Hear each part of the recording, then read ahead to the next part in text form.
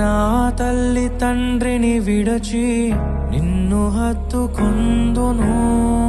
క్రీస్తు యేసు సంగమునకు శిరసైయుండులాగున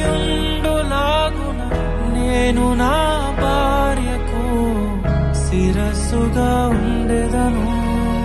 నా ప్రియ సఖివే నాలో భాగస్వామివై యేసును వెంబడించు సహవాసివై అంతము వరకు నీకు తోడయుండి క్రీస్తుని నీడలో ఫలించెదము.